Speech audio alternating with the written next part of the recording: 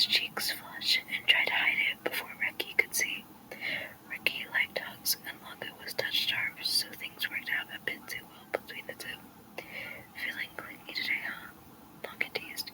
Shut up, apron boy. Reki replied softly, removing his arms from around his friend's stomach.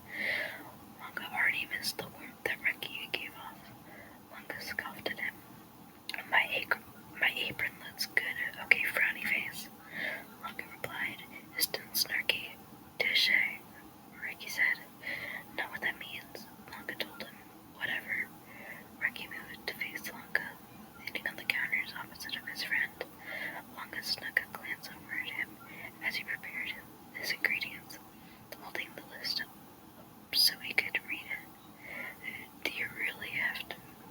we really have to make a cake as a housewarming gift? Reki asked, changing the subject. That's a little over the top, don't you think? Maybe, but I don't know. I don't think Joe and Jerry eat a lot of cake, and I think it's a sweet gift. Longa answered shyly, ducking his head as he felt his face getting warm again. Reki just stared at him, his heart dipping into his stomach. Longa was so sweet, he thought suddenly, and grabbed his elbow anxiously. Don't think like that, okay? He told himself. That's your friend. It's a fine gift, really. I didn't mean well. It's just a gift that can only use once, you know. But I think if we do it right, they'll like it, Reki babbled. There Reki went again, not wanting Longa to feel bad, ever. Staring at Reki now, Longa could almost make out a small blush on the redhead's cheeks near his left eye, but he was probably only saying things because he wanted to. Longa shook his head to clear it. Yeah, okay. You want to help me? Longa asked, taking out dry ingredients from their pantry. Do I have a choice? Reki teased, and added quickly, kidding, yes, I'll help. Cool. First thing, can you find our baking pan? Then you can combine the wet ingredients together. Reki didn't balk and salute. Aye, Captain Longa. Longa couldn't help but laugh. He heard ruffling and pans clacking together as Reki went looking for and eventually found the baking pan. Holding it up to Longa for his approval, he gave a thumbs up and went to the fridge to grab an egg, looking around the shelves, but being unable to find the butter. Hey, Reki knew where the Longa looked up right into Reki's eyes, his face only 6 inches away from his friend's. Their gazes locked onto each other, both of them frozen in a silent staring contest, or, one could argue, gay chicken. You said I was getting the wet ingredients right? Reki said, placing his hand on his neck nervously. His voice sounded like he was trying to clarify the matter from their earlier conversation. But the only thing Longa could focus on was how relaxed he looked.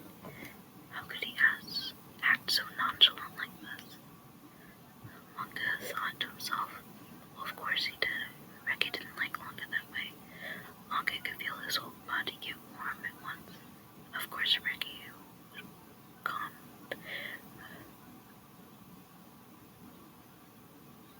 Of course Reki would be calm about what just happened, because he wasn't interested in him. Meanwhile, Longa's heart was doing loop-de-loops in his chest, and his brain was completely malfunctioned. Right, Longa said, finally ducking out of the fridge and trying to regain his composure.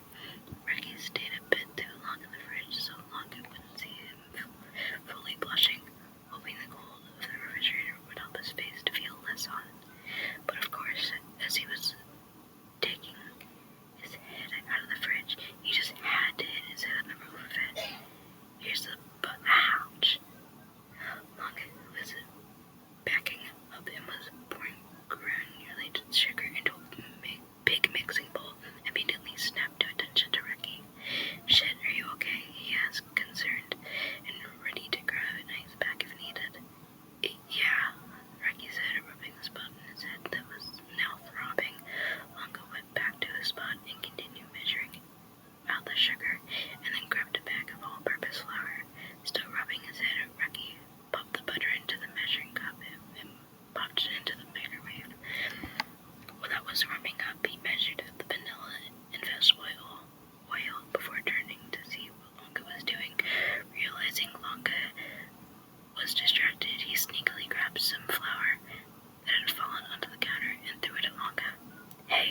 said.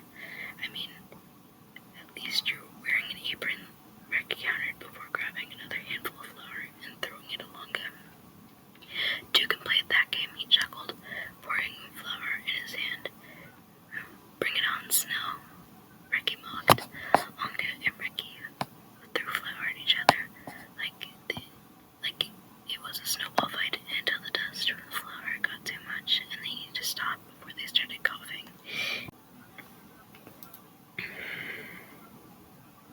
In the fray, Longa's hair almost looked like snow from the amount of flour in it. Reki pointed at him and laughed as Longa fanned the flour dust in his hair, in the air around them.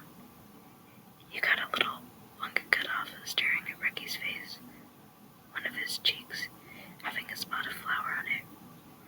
Reki, even though he wasn't wearing an apron, was mostly unscathed by the flour battle.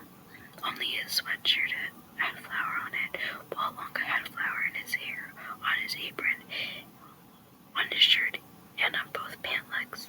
What? Reki inquired. Just let me get it, Longa told him. He moved a hand to grab at Reki's head to keep it still as he used the other to gently pat the flour off of Reki's cheek. The gesture was completely involuntary but soft, as Longa was so focused on what they were doing that he hadn't acknowledged the fact that what he was doing wasn't exactly platonic.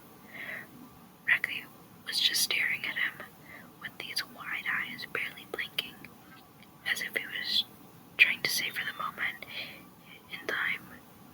It was Longa's turn to be confused. What? He asked, still oblivious. Reki leaned into Longa's hand, cradled between Reki's head and shoulder. Longa's brain short-circuited again, and Reki fully nuzzled into his hand. Longa began.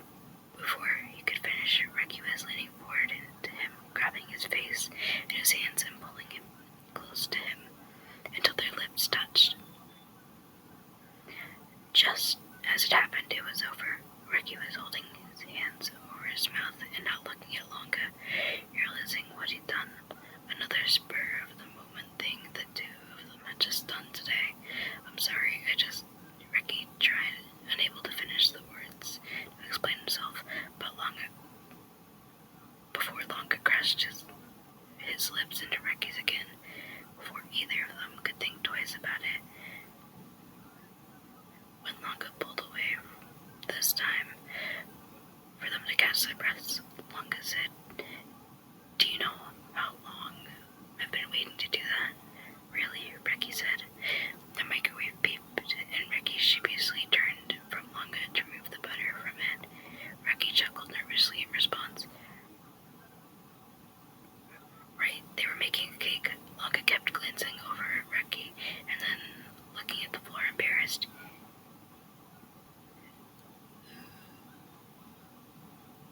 Yeah, but I always thought I'd be the one to kiss you first, Longa told him. Reki was awestruck for a moment before his usually playful, competitive side returned. Oh, really? He asked, his hands flying to his hips. Longa looked him up and down, and scoffed. Yeah, he admitted, giggling, but Reki blushed hard at the sound of Longa's giggling. It was such a soft sound coming from this calm boy that he wanted to catch his laughter, keep the sound of it on loop forever. The two of them exchanged a few more sneaky looks with each other, each of them blushing more and more. The looks they gave each other lingering longer and longer until they rushed towards each other at the same time. Longa leaned Reki against the counter and pressed a big kiss to his lips. Longa held Reki's face in his hands tightly, and Reki wrapped his arms around Longa's neck and pulled him closer.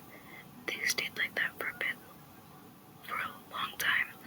How long, neither could tell, but neither cared. Wait, Reki said, as they pulled apart once again, breathless, his arms still wrapped around Longa's neck. Shouldn't we be making the cake? Longa shrugged. We can just get them a houseplant or something, he said mischievously. Works for me, Reki replied, tilting inside and pulling Luca in for another kiss. So that was the fanfic. I'm sorry if it was choppy or like just not read the smoothest because I'm just not the best at reading. This was a very impulsive decision. I am not an impulsive person, but this channel was very spontaneous. Yeah, so sorry I was whispering, it's because everyone's asleep. And again, this is by emmettspeaks on Ao3. I don't think I said that at the beginning, but yeah. Sorry if the visual isn't very good for this video.